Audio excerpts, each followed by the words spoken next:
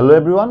বাংলাদেশের প্রধানমন্ত্রী শেখ হাসিনা ছাত্র আন্দোলনের মুখে দেশ থেকে পালিয়ে গিয়েছে হেলিকপ্টার করে, এবং পালিয়ে গিয়েছে কোথায়? পালিয়ে গিয়েছে ইন্ডিয়াতে, দিল্লিতে।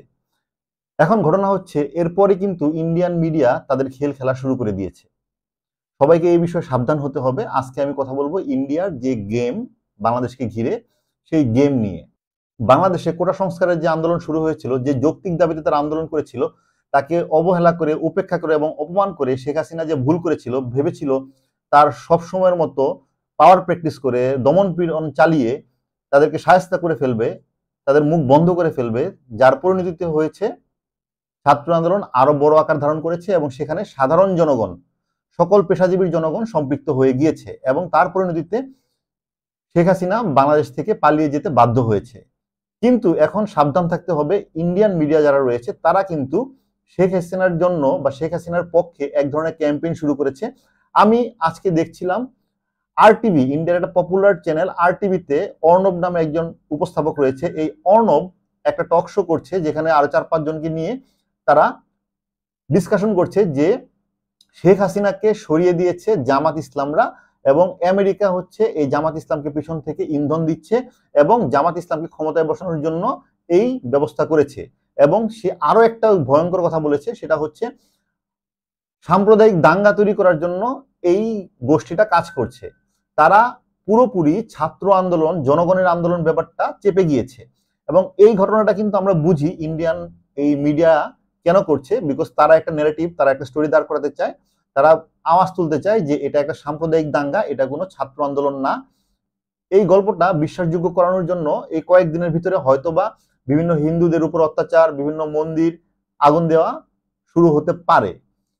যারা বাংলাদেশের সাধারণ জনগণ, যারা ছাত্র জনতা, তাদের কাছে আমার অনুরোধ থাকবে, এই পাতা ফাঁদে পা দিবেন না।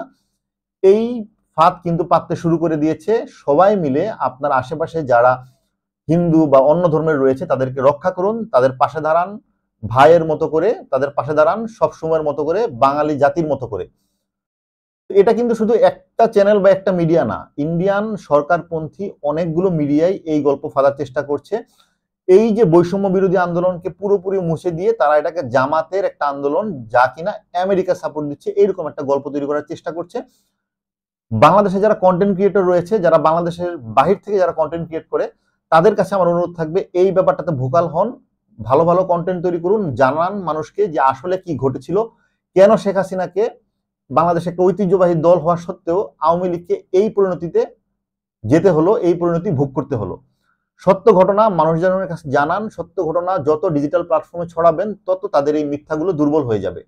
এবং আবারও বলছি, এই যারা বিভিন্ন অন্য ধর্মের মানুষজন রয়েছে তাদের পাশে দাঁড়ান, তাদের উপর কোনো রকম অত্যাচার, অন্যায় হতে দিবেন না। যদি দেখেন কেউ করছে, প্রথমেই তাকে ধরুন যে করছে, তার পরিচয় ফ্ল্যাশ করুন, তার পরিচয় সামনে আনুন। কোনোভাবেই যেন এই ছাত্রদের বেশ ধরে অন্য কেউ এই হিন্দু বা অন্য ধর্মের মানুষের উপর কোনো রকম অত্যাচার করতে না পারে। এটা খুবই ইম্পর্টেন্ট এই সময়ে, এবং আগামীর বাংলাদেশ বিনির্মাণের জন্য এই জায়গাটা খুবই সাবধান থাকতে হবে। এবং হাসিনার এই পরিণতির জন্য তারা ডেফিনেটলি কোনো না কোনো কিছু করবে। অলরেডি হাসিনা কিন্তু দিল্লিতে যেয়ে তাদের নিরাপত্তা একজন উচ্চপদস্থ কর্মকর্তার সাথে মিটিং করেছে, এবং সরকারের নির্দেশে সম্ভবত সরকারের এই ইন্ডিয়ান সরকারের এই গদি মিডিয়া তারা কিন্তু এই ধরনের গল্প, এই ধরনের টক শো, এই ধরনের ডিসকাশন শুরু করে দিয়েছে। তো সবাই এর প্রতিবাদ করুন, সবাই এই ব্যাপারে সোচ্চার হন। আপনার সোশ্যাল মিডিয়াতে লিখুন, আপনার কন্টেন্টে লিখুন, সত্যটাকে পৃথিবীর কাছে জানিয়ে দেন। এবং এই বৈষম্য বিরোধী আন্দোলনের মধ্য দিয়ে জামাত ইসলামী আসতে যাচ্ছে না, আসতে যাচ্ছে নতুন একটা তরুণ প্রজন্মের সরকার, যারা কিনা বাংলাদেশকে রাইট ডিরেকশনে বৈষম্যহীন একটা দেশ তৈরির জন্য কাজ করবে। এবং সেই দেশ, এই ফ্যামিলি যে রাজনীতি, সেখান থেকে ডিফারেন্ট হবে। এই দেশ হবে নতুন একটা বাংলাদেশ, সেই দেশ হবে তরুণদের বাংলাদেশ, সেই দেশ হবে সাম্যতার বাংলাদেশ। তো সকলের কাছে অনুরোধ, এই যে গদি মিডিয়ার যে অপপ্রচার, তার বিরুদ্ধে লিখুন, তার বিরুদ্ধে কথা বলুন, সরব হন, এই মিথ্যাকে ধ্বংস করুন। এর মাঝে কিন্তু আবার আমরা জানতে পেরেছি সজীব ওয়াজেদ জয় বিবিসিকে বলেছে তার মা আর রাজনীতিতে ফিরবে না। আসলে ফিরবে না না, যে কাজ করেছে সে, যেই সিচুয়েশন সে তৈরি করেছে, এই 300-400 মানুষ মেরে, ছাত্রদেরকে মেরে, এরপরে সে চাইলেও এদেশে ফিরতে পারবে না, এদেশের রাজনীতিতে ফিরতে পারবে না। আওয়ামী লীগের ভবিষ্যৎ কি সেটা সময় বলে দিবে। কিন্তু বর্তমান পরিস্থিতিতে এই ছাত্র জনতার কাছে একটা ঘৃণার নাম হচ্ছে আওয়ামী লীগ, এই ঘৃণার নাম হচ্ছে শেখ হাসিনা, যা হয়তোবা তার দরকার ছিল না, কিন্তু সে নিজ হাতে এই ঘৃণা তৈরি করেছে। আমি RTVর এই অর্ণবকে বলবো, আপনারা এত না জেনে বা এত অল্প জেনে এত সিরিয়াস ডিসকাশন করবেন না। দেখতে খুবই ফানি লাগে, খুবই ডিস্টার্বিং লাগে, খুবই স্টুপিড লাগে আপনাদেরকে দেখতে। পশ্চিমবঙ্গের যারা শিক্ষিত মানুষ রয়েছে তারা যদি এই মেসেজটা পান, অবশ্যই মানুষজনকে জানাবেন এই আন্দোলনটা একটা বৈষম্যের বিরুদ্ধে আন্দোলন, এই আন্দোলনটা কোটার বৈষম্যের বিরুদ্ধে আন্দোলন ছিল, এবং সেই আন্দোলনে দমন পীড়নের কারণেই, শেখ হাসিনার দমন পীড়নের কারণেই এবং মাত্রাতিরিক্ত বল প্রয়োগ এবং অবহেলা তুচ্ছতাচ্ছিল্যের কারণেই এই পরিণতি ভোগ করতে হয়েছে শেখ হাসিনাকে। এবং 15 বছর ধরে ক্ষমতায় থাকতে গিয়ে দ্রব্যমূল্যের ঊর্ধ্বগতি সহ বিভিন্ন রকম বড় বড় মেগা দুর্নীতি সহ অনেক ঘটনার কারণে শেখ হাসিনা সমালোচিত ছিল, এবং সবকিছু মিলিয়ে এই ছাত্রদের কোটা বিরোধী আন্দোলনের সাথে সাধারণ জনগণ যুক্ত হয়, জনগণ যুক্ত হয়েই এই গণ অভ্যুত্থানের তৈরি হয়। এবং এটাকে বলা হয় কর্মফল। ভালো মানুষ যখন ভালো করে তখন তাকে ভালো বলে, কিন্তু যখন খারাপ কাজ করে তখন তাকে খারাপ বলতে হবে।